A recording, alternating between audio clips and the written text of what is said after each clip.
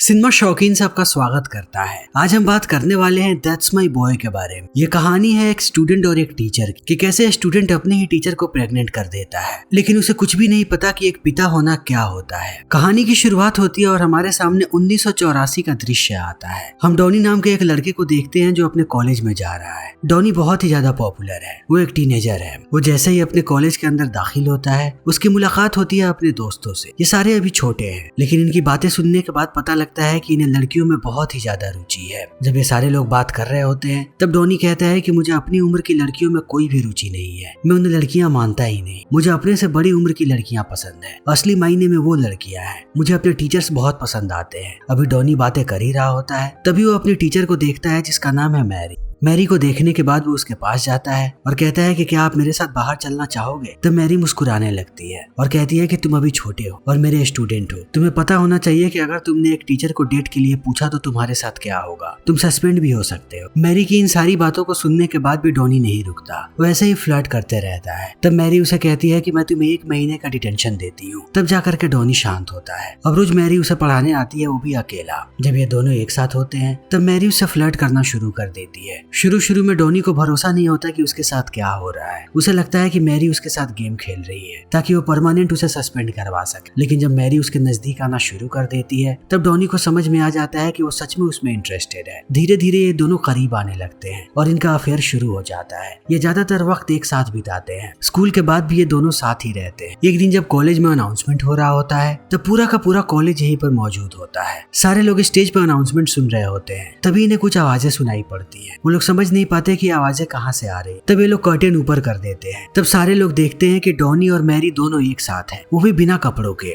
इतने सारे लोगों को देखने के बाद मैरी यहाँ से भाग जाती है, लेकिन सारे लोग डॉनी के लिए तालियां बजा रहे हैं। सारे लड़कों को लगता है कि डॉनी ने बहुत ही बड़ा काम किया है। जिस चीज के बारे में सारे लड़के सपना देखते हैं, डॉनी ने वो कर दिखाया है। सब उसके लिए तालियां बजा रहे होते हैं। डॉनी भी बहुत खुश होता है, लेकिन ये मुद्दा यहीं पर खत्म नहीं होता। जल्दी ही मैरी को पेश किया जाता है कोर्ट में। उसे पुलिस वालों ने गिरफ्तार कर लिया है। उस पर चार्जेस लगे हैं कि उसने अपने स्टूडेंट को सेक्सुअली असोल्ट किया है और इसके लिए उसे 30 साल की सजा सुनाई जाती है। मैरी को लेकर वो लोग जेल चले जाते हैं। लेकिन दूसरी तरफ अब डॉनी की लाइफ बहुत ही अच्छी हो गई है। वो एक सेलिब्रिटी बन चुका है। पूरी दुनिया में सिर्फ उसके ही चर्चे हैं। हर एक चैनल वाले उसे अपने चैनल पे बुलाना चाहते हैं। फिर वक्त ऐसे ही बीतने लगता है। देखते ही देखते 27 साल का वक्त बीत जाता है। हम डॉनी को देखते हैं जो अब एक शराबी बन चुका है और पूरी तरीके से बर्बाद हो गया है। उसने अपनी पूरी जिंदगी में सिर्फ अय्याशी की है। उसने बहुत पैसे कमाए, लेकिन कभी भी टैक्स नहीं भरा। IRS ने उस पर 43,000 का केस किया है, जो उसे जल्दी IRS को लौटाना पड़ेगा। और अभी डॉनी इसी बारे में बात कर रहा है। उसका लॉयर उसे कहता है कि तुम्हें कैसे भी करके $43,000 पे करने पड़ेंगे,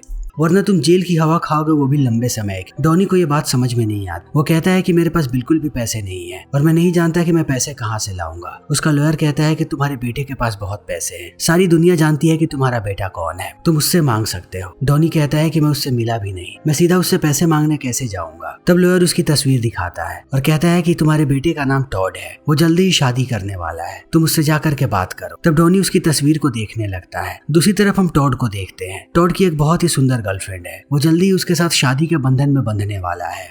टॉड की गर्लफ्रेंड का नाम है जेम। वहीं दूसरी तरफ हम डॉनी को देखते हैं। अब टॉड के बारे में वो सारी चीजें पढ़ रहा है। उसे पता लगता है कि टॉड बहुत ही ज्यादा अमीर है, लेकिन वो दुनिया को नहीं बताना चाहता कि उसका पिता कौन है। इसीलिए उसने अपना नाम बदल लिया और वो सबको कहता है कि उसके पिता की मौत हो गई है। डॉनी को यह बात बहुत बुरी लगती है। वहीं दूसरी तरफ हम टॉड को देखते हैं। टॉड अपनी गर्लफ्रेंड को लेकर के जाता है अपने बॉस के घर पे। ये लोग तब तक यहाँ पर रहने वाले हैं जब तक इनकी शादी नहीं हो जाती। तभी हम जेमी के भाई को देखते हैं। वो बातों ही बातों में मजाक करता है टॉड से और कहता है कि अगर तुमने मेरी बहन को कोई भी तकलीफ, तब मैं तुम्हें जिंदा नहीं छोड़ूंगा। वहीं दूसरी तरफ हम डॉनी को देखते हैं जो मिलने जाता है अपने एक दोस्त से जिसका नाम है वनीला। वो उसे अपनी पूरी सिचुएशन बताता है और कहता है कि मुझे पैसों की बहुत ही ज्यादा जरूरत है। वनीला कहता है कि अगर मेरे पास पैसे होते भी तब भी मैं तुम्हें नहीं देता, क्योंकि मुझे पता लग गया है कि तुम मेरी माँ के साथ सोया करते थे। फिर इस बात पे इन दोनों के बीच आर्ग्यूमेंट होने लगी है और ये लड़ने लगते हैं। लड़ाई के बाद डॉनी समझ जाता है कि उसे यहाँ से पैसे नहीं मिलने वाले। तब वो जाता है एक टीवी प्रोड्यूसर के पास और कहता है कि तुम मेरे साथ एक शो बना सकते हो, तुम्हें तुम्हें पता है मैं कौन हूँ और मैं कितना ज्यादा पॉपुलर था। प्रोड्यूसर कहता है कि मैं तुम्हें किसी भी शो पर नहीं बुला रहा,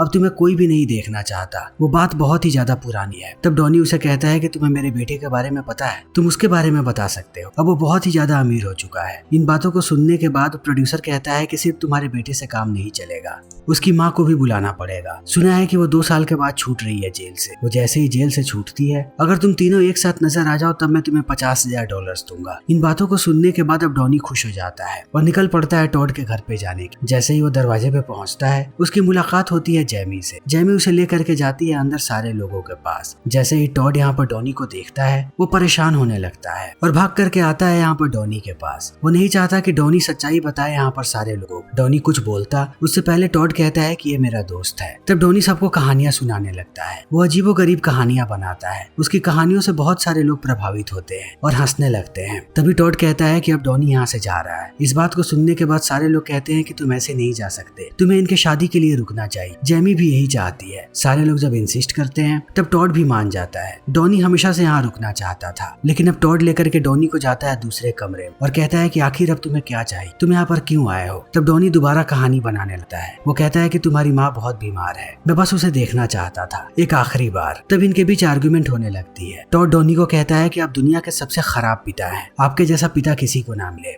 लेकिन डॉनी को इन बातों से कोई फर्क नहीं पड़ता, वो ऐसे ही हंसते रहता है। तभी यहाँ पर जैमी आती है और सबको बाहर कॉकटेल पार्टी के लिए बुलाती है। तब डॉनी जाने लगता है। टॉड उसे रोकता है और कहता है कि बाहर जाने से पहले आपको टाई पहननी चाहिए, क्योंकि ये कोई छोटी मोटी पार्टी नहीं है। डॉनी कहता है कि टाई मैं नहीं पहनता, वो मेरा काम नहीं है। तब टॉड उसे $100 देता है। पैसे देखते ही डॉनी टाई पहन लेता है। वो बाहर आता है और फिर से कॉमेडी करना शुरू कर देता है। उसके चुटकुले सुनने के बाद लोग दहाड़े मार मार के हंसते हैं। सबको डॉनी बहुत पसंद आता है। तभी गेस्ट में से एक आदमी पहचान जाता है डॉनी और कहता है कि तुम वही लड़के हो ना जिसने अपने टीचर को प्रेग्नेंट कर दिया था। तब धीरे धीरे करके सारे लोग उसे पहचानने लगते हैं और कहते हैं कि तुम सबसे पॉपुलर हुआ करते थे, आखिर तुम्हारे उस बच्चे का क्या हुआ। तब डॉनी कहता है कि बड़ा होकर के वो बहुत ही ज्यादा बदतमीज हो गया। तभी यहाँ पर हम टॉड के बेस्ट फ्रेंड को देखते हैं, जो उसका कलीग भी है। सबको पता था कि वो उसका बेस्टमैन बनने वाला है, लेकिन वो अनाउंसमेंट करता है और कहता है कि मैं देख रहा हूँ कि टॉड कितना अच्छा दोस्त है डॉनी का, इसीलिए मैं चाहता हूँ कि अब डॉनी उसका बेस्टमैन बने। लेकिन टॉड को यह बात पसंद नहीं आती, मगर टॉड मना करता उससे पहले डॉनी चला जाता है माइक के पास और अनाउंसमेंट करता है कि वो बहुत खुश है, वो बेस्टमैन बनने को तैयार है और इसी खुशी में वो चाहता है कि सारे लोग बेसबॉल का मैच खेलें। इस चीज को देखने के बाद सबके सब खुश हो जाते हैं और चले जाते हैं खेलने के। सबके सब बेसबॉल अच्छा खेलते हैं, यहाँ तक कि यहाँ की दादी और बच्चे भी। अगर कोई सबसे खराब बेसबॉल खेलता है तो वो है टॉड। सारे लोग टॉड पर हंसते हैं, लेकिन टॉड को इन बातों से कोई फर्क नहीं पड़ता। वो वापस चला आता है घर आने के बाद जैमी एक किताब देती है टॉड, जिस किताब को डॉनी ने लिखा है। किताब के आखिरी पन्ने पर उसने लिखा है कि वो अपने बेटे से कितना प्यार करता है। डॉनी ने टॉड का नाम हान रखा था, लेकिन टॉड ने अपना नाम बदल लिया। यहाँ पर डॉनी ने हान का ये जिक्र किया है। जब इन चीजों को टॉड पढ़ता है तब वो बहुत रोता है। तभी दूसरी तरफ हम जैमी को देखते हैं, जो अपने बैचलर पार्टी की प्लानिंग कर रही। तुरंत ही वो अपने दोस्तों के साथ निकल जाती है बैचलर पार्टी। तब टॉड भी अपने दोस्तों के साथ निकलता है बैचलर पार्टी के लिए। उसके साथ यहाँ पर डॉनी भी है। लेकिन जब डॉनी देखता है कि ये सारे लोग स्पा में गए हुए हैं तब उसे बहुत ही बुरा लगता है। वो कहता है कि ये कोई बैचलर पार्टी नहीं, तुम लोगों को किसी स्ट्रिप क्लब में जाना चाहिए। तब सारे लोगों को ये बात बहुत अच्छी लगी है, सब जाने लगते हैं स्ट्रिप क्लब में। लेकिन टॉड और डॉनी रुक जाते हैं, ये दोनों एक साथ हैं। डॉनी यही चाहता था कि वो टॉड के साथ थोड़ा समय बिताए। सबके जाने के बाद वो एक ईयररिंग देता है टॉड को और कहता है कि ये तुम्हारी माँ की ईयररिंग है। टॉड को ये चीज बहुत अच्छी लगी, लेकिन वो कहता है कि मेरे कान में कोई भी छेद नहीं है तो मैं इसे पहन नहीं पाऊंगा। डॉनी कहता है कि कोई दिक्कत नहीं है। इतना कहने के बाद वो जबरदस्ती उसके कान में छेद कर देता है ताकि वो ईयररिंग को पहन सके। ईयररिंग पहनाने के बाद वो कहता है कि तुम्हें अंकल वेनिला से मिलना चाहिए। ये दोनों जाते हैं वेनिला के पास। जब वेनिला इन्हें देखता है तब खुश हो जाता है। बहुत देर तक ये तीनों एक साथ रहते हैं और बहुत इंजॉय करते हैं। अंत में टॉड खुश होकर के कहता है कि मैं भी चलूंगा माँ से मिलने के लिए। जब इन बातों को डॉनी सुनता है तब उसे बुरा लगता है। उसे इस बात का एहसास होता है कि वो अपने बच्चे का इस्तेमाल कर रहा है पैसों के लिए और उसने जानबूझ के झूठ बोला था कि उसकी माँ बीमार है, इसीलिए वो सच्चाई बता देता है और टॉड को कहता है कि मैंने झूठ बोला था, तुम्हारी माँ बीमार नहीं है, फिर भी हम उससे मिलने जा सकते हैं। तब टॉड भी खुश हो जाता है। ये दोनों गले मिलते हैं और घर वापस चले आते हैं। लेकिन अब टॉड बहुत ही ज्यादा नशे में है। वो अपने बेडरूम में जाता है जहाँ पर उसे जैमी की वेडिंग ड्रेस नजर आती है। तब वो ड्रेस के साथ ही इंटीमेट होने लगता है। जैसे ही सुबह में यहाँ पर जैमी आती है, वो देखती है कि उसके ड्रेस पर किसी ने उल्टी कर दी है, लेकिन उल्टी के अलावा वो कुछ और भी चीजें देखती है अपने ड्रेस पे। टेस्ट करने के बाद वो समझ जाती है कि यहाँ पर टॉड ने क्या किया है। वो टॉड से कहती है कि मैं तुम्हारे हर एक चीज से वाकिफ हूँ, अब तुम्हें कैसे भी इस ड्रेस को ठीक करना है, इसकी पूरी सफाई होनी चाहिए। तभी डॉनी इन बातों को सुन लेता है। वो बहुत हंसता है और टॉड को कहता है कि मुझे तुम पे गर्व है कि तुमने ये चीज किया। टॉड ड्रेस को लेकर के चला जाता है ठीक करवाने के लिए। तभी वो देखता है कि रास्ते में ही जेल है, वो अपनी माँ से मिल सकता है। वो डॉनी को कॉल करके बताता है कि वो माँ से मिलने जा रहा है। डॉनी इन बातों को सुन करके परेशान हो जाता है, क्योंकि अगर ये लोग अकेले में मिले तब डॉनी को कोई भी पैसे नहीं मिलेंगे। वो टॉड को रोकने की कोशिश करता है। अब डॉनी को कैसे भी टॉड से पहले पहुंचना है जेल में। वो भागते हुए जाता है जेल। अंदर जाने के बाद वो देखता है कि टॉड बाहर ही बैठा है और अपनी माँ का इंतजार कर रहा है। तभी थोड़ी देर के बाद यहाँ पर मैरी आ जाती है और वो बातें करना शुरू कर देती है डॉनी से। ये दोनों अपने बच्चे के सामने ही गंदे गंदे इशारे कर रहे होते हैं। इस चीज को देखने के बाद टॉड बहुत ऑकवर्ड हो जाता है। तभी यहाँ पर प्रोड्यूसर भी पहुंच जाता है कैमरा लेकर के और इंटरव्यू लेना शुरू कर देता है। जैसे ही टॉड इन सारी चीजों को देखता है वो सारा माजरा समझ जाता है कि आखिर इतने दिनों के बाद डॉनी उसके पास वापस क्यों आया था। ये सब कुछ बस वो पैसों के लिए कर रहा था। वो गुस्सा होकर के चला जाता है। अपने बेटे के जाने के बाद डॉनी को एहसास होता है कि उसने गलत किया है। इतने दिनों के बाद वो अपने बच्चे के पास वापस आया और उसने उसे डिसअपॉइंट कर दिया। तब वो भी वापस चला आता है और सारी चीजों को पैक करने लगता है यहाँ से हमेशा के लिए जाने। लेकिन वो निकलता उससे पहले वो जेमी को बात करते हुए सुनता है। जेमी बार बार बोल रही होती है कि टॉड को इस बारे में कभी भी पता नहीं लगेगा। इन बातों को सुनने के बाद डॉनी समझ जाता है कि जेमी चीट कर रही है। वो कैसे भी इस बात को बताना चाहता है टॉड को, ताकि वो उससे शादी ना करे। वो बार बार जाता है टॉड के पास, लेकिन टॉड उससे बात नहीं करना चाहता। मगर अंत में कैसे भी डॉनी उसे पूरी बात बता देता है। तब जेमी भी इन बातों को सुन लेती है। वो कहती है कि तुम्हें शायद गलतफहमी हुई है, मैं टॉड के लिए सरप्राइज प्लान कर रही थी। अब जेमी बहुत ही ज्यादा गुस्से में है। वो अपने भाई के साथ कार में बैठ करके चली जाती है। डॉनी बहुत निराश हो जाता है कि जाते जाते उसने एक और कलेश कर दिया। तब वो सोचने लगता है कि उसे कैसे भी सारी चीजों को ठीक करना है, चाहे कुछ भी हो जाए। तब वो 2 आइसक्रीम लेता है और जाने लगता है जेमी से बात करने के लिए। लेकिन वो जैसे ही जेमी के कमरे के बाहर जाता है उसे कुछ आवाजें सुनाई पड़ती हैं। वो समझ जाता है कि जेमी किसी के साथ इंटीमेट हो रही है। टॉड बाहर बिजी है, यानी ये टॉड नहीं हो सकता। तब वो दरवाजा तोड़ करके जाता है अंदर। तब वो देखता है कि जेमी अपने स्टेप ब्रदर के साथ इंटीमेट हो रही है। वो इस चीज की तस्वीर खींच लेता है और कहता है कि मैं कभी भी गलत नहीं था, मेरा शक तुम पे सही था।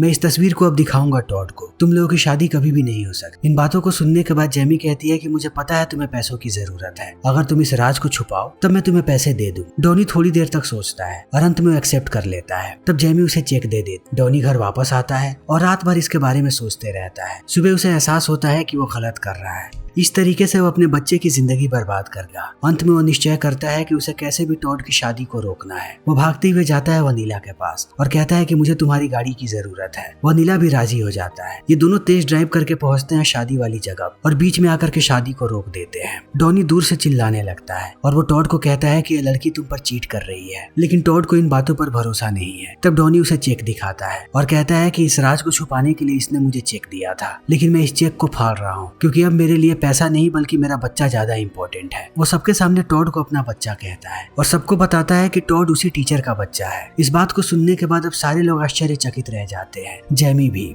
तब जेमी इस बात को कन्फेस कर लेती है। वो टॉड के कान में कहती है कि मैंने चीट किया है, लेकिन कोई भी परफेक्ट नहीं होता, हमें इस शादी को नहीं तोड़ना चाहिए, हम दोनों एक दूसरे के लिए ही बने हैं। लेकिन अब टॉड बहुत ही ज्यादा गुस्से में है। वो कहता है कि मैं तुमसे शादी नहीं कर सकता। वो सबको बता देता है कि जेमी अपने स्टेप ब्रदर के साथ सो रही है। इस बात को सुनने के बाद सारे लोग आश्चर्यचकित रह जाते हैं कि जेमी ऐसा कैसे कर सकती है। जेमी दोबारा समझाने की कोशिश करती है यहाँ पर टॉड को। तब टॉड अपने पिता की तरफ देखता है और कहता है कि अब मुझे तुम में और अपने पिता में से किसी एक को चुनना है। मैं अपने पिता को चुनता हूँ। वो सबके सामने कहता है कि डॉनी मेरे पिता है और मुझे इस बात पे फक्र है। मैं शादी नहीं करूंगा और मैं अपनी नौकरी भी छोड़ रहा हूँ। इन बातों को सुनने के बाद वनीला सबको बताता है कि जेमी का नाजायज संबंध उसके बॉस के साथ भी था। तभी वो उनकी पूरी शादी को स्पॉन्सर कर रहा था और उन्हें अपने घर में भी रख रहा था। लेकिन उसका बॉस इस बात से मना करने लगता है। तभी वनीला कहता है कि तुम्हें इस बात से इनकार करने की जरूरत नहीं है, सबको सच्चाई पता है और मैं तुम्हें एक और सच्चाई बताना चाहता हूँ, तुम्हारी माँ के साथ डॉनी का संबंध था। इन बातों को सुनने के बाद उसका बॉस भी परेशान हो जाता है। ये सारे लोग मिलकर के यहाँ से चले जाते हैं। घर आने के बाद टॉड डॉनी को कहता है कि आप पे जितना भी कर्जा है मैं उन सारे पैसों को चुकाने के लिए तैयार हूँ। तब डॉनी कहता है कि नहीं, अब मैं जिम्मेदार पिता बनना चाहता हूँ, मैं वो सारे पैसे कमा सकता हूँ। थोड़े समय के बाद वो सारे पैसे मैं खुद चुकाऊंगा। तभी डॉनी का एक दोस्त भागता हुआ अंदर आता है और कहता है कि तुम्हें टीवी देखनी चाहिए। जैसे ही ये लोग टीवी ऑन करते हैं इन्हें पता लगता है कि एक मोटा आदमी मैराथन जीत गया है जिस पर किसी ने भी पैसे नहीं लगाए थे। उस पे पैसे सिर्फ डॉनी ने लगाए थे और अब वो $1,60,000 जीत चुका है। डॉनी बहुत ही ज्यादा खुश हो जाता है कि अब वो अपना सारा कर्जा उतार देगा। उसके बाद भी उसके पास बहुत सारे पैसे बचेंगे। ये सारे लोग खुशियां मनाने लगते हैं और इसी के साथ ये फिल्म यहीं पर खत्म हो जाती है। तो दोस्तों हमारी आज की ये वीडियो यहीं पर खत्म होती है। अगर आपको हमारी ये वीडियो पसंद आई हो तो इसे लाइक करें, शेयर करें और चैनल को सब्सक्राइब करें। Thank you.